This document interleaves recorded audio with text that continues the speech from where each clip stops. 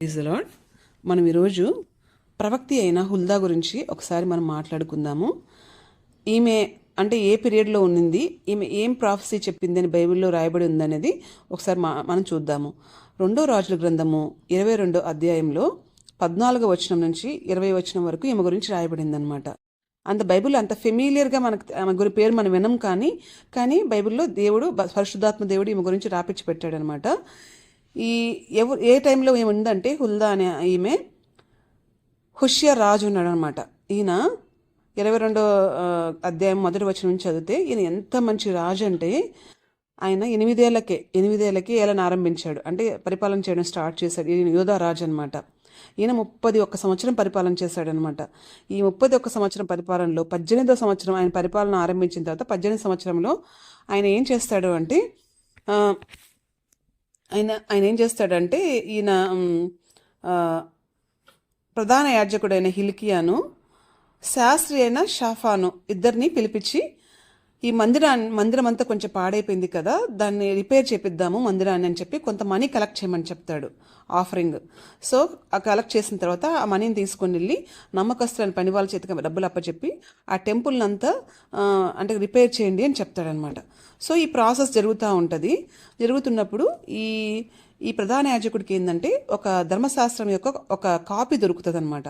అది దొరికిన తర్వాత ఏం చేస్తాడంటే ఆ కాపీని తీసుకొని వచ్చి ఈ శాస్త్రి అయిన షాఫాకు ఇస్తాడనమాట.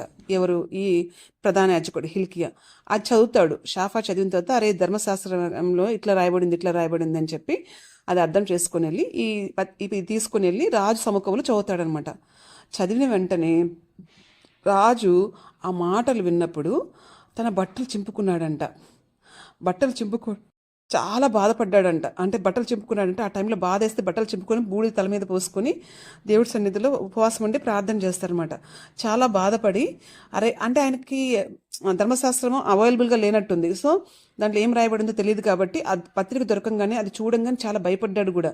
ఎందుకంటే ఆ గ్రంథంలో రాయబడినట్టు ఇలా ముందున్న ఫాదర్ కానీ వాళ్ళు ఎవరు చేయలేదు. అంటే ధర్మశాస్త్రంలో ఏం చెప్పబడిందో అది చేయలేదు, ధర్మశాస్త్రంలో ఏం చేయకూడదని రాస్తుందో అదే చేశారు, విగ్రహారాధన కానీ అన్ని విషయాల్లో. సో ఆయనకు భయం వేసింది. ఇప్పుడు ఇమీడియట్గా ఆయన ఏం చేశాడంటే కొంతమందిని పిలిచాడనమాట.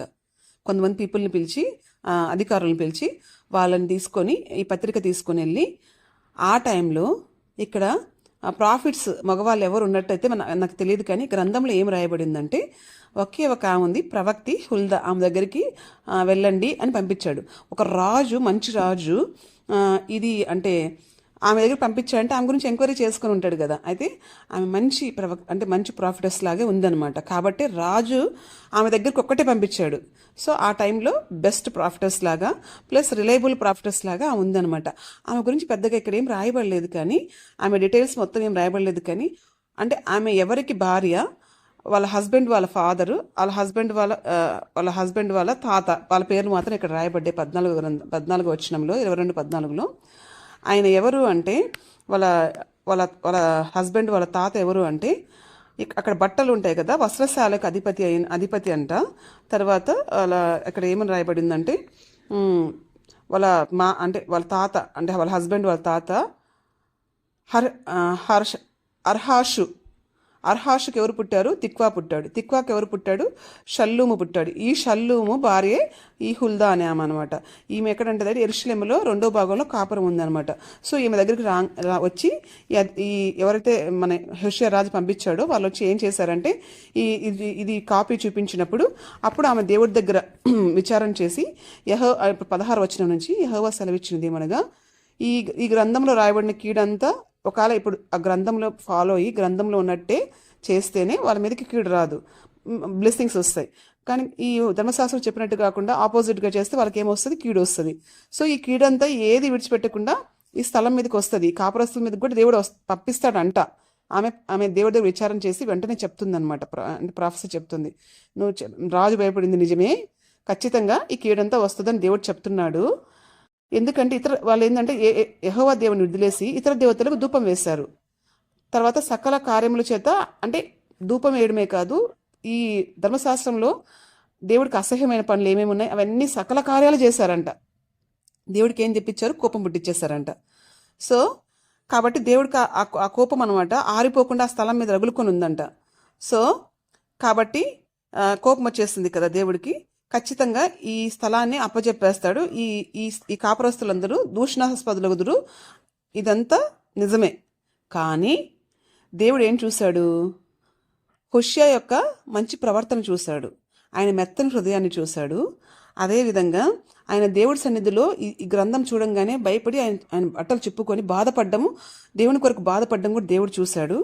అదేవిధంగా ఇక్కడ పరిశుద్ధాత్మ దేవుడు ఏమి రాపించాడంటే 2 రాజులు 22వ అధ్యాయం 2వ వచనంలో ఆయన క్యారెక్టర్ రాపించాడు. అతడు యెహోవా దృష్టికి యథార్థంగా నడుచుకుంటూ కుడి ఎడమకు తిరగక తన పితరుడైన దావీదు చెప్పిన ప్రవర్తన సరిగా అంటే ఎగ్జాక్ట్గా అలాగే బిహేవ్ చేశాడంట. సో దేవుని యొక్క హృదయాన్ని ఆయన మెప్పించాడనమాట. సో కాబట్టి ఆయన పీరియడ్లో ఎటువంటి ప్రాబ్లమ్స్ ఉండవు. ఈ కీడంతా ఈ హోషేయ రాజు టైంలో జరగదు. ఈ కీడంతే ఆయన చూడడు. ఆయన చూడకుండా దేవుడు చేస్తాను, నువ్వు నెమ్మదిగా సమాధికి చేరుతావు, నీ పీరియడ్లో ఇలాంటిది ఏది రాదు, నీ పీరియడ్ కాకుండా నీ పీరియడ్ అయిపోయిన తర్వాత జరుగుతుంది, ఇది జరగడం మాత్రం ఖచ్చితం అని చెప్పి ఆమె ఏం చేసిందంటే ఆ ప్రాఫెసీ ఇచ్చి పంపించింది అనమాట. సో హుల్దాని చూసాం కదండి. బైబిల్లో అప్పట్లో దేవుడికి ఆడవాళ్ళు మగవాళ్ళు అనేది ఏమి ఉండదండి. దేవుడు క్రీస్తునందు ఇద్దరు ఈక్వలే. మనకు ఇదేంటంటే ఆదికాండంలో ఏం రాయబడి ఉంటుందంటే మన పోలికలో మన స్వరూపంలో నరులను చేద్దామంటే నరులు అంటే ఆడవాళ్ళు మగవాళ్ళు ఇద్దరు కదండి దేవుడు చేశాడు. దేవుడికి అట్లా డిఫరెన్స్ ఏమీ లేదు. దేవుడు ఎవరు అవైలబుల్గా ఉంటే నిజంగా దేవుడి దగ్గరికి వెళ్ళి యథార్థంగా ఎవరు ఉంటే వాళ్ళని దేవుడు ఖచ్చితంగా వాడుకున్నాడు. ప్రవక్తలాగా కూడా వాడుకున్నాడు. మిరియామని చూసాం, మనము దెబోరాని చూస్తున్నాము, నెక్స్ట్ ఇక్కడ ఈ హుల్దాని చూస్తున్నాము. దేవుడు ఏ పీరియడ్లోనా అండి, ఏ పీరియడ్లోనే దేవుడు వాడుకోవడానికి రెడీగా ఉంటాడు. అయితే మనం ఎలా ఉండాలంటే ఆడవాళ్ళంలాగా మనం దేవుడి దగ్గర యథార్థంగా ఆయనకు ఒబీడియన్స్ చూపిస్తూ ఆయన వాక్యం చదువుకుంటూ మనం ఆశ కలిగి ఉంటే దేవుడు మనల్ని కూడా ఈ జనరేషన్లో వాడుకోవడానికి ఆయన సిద్ధంగా ఉన్నాడు. దేవుడి చేత వాడబడదామా? Praise the lord.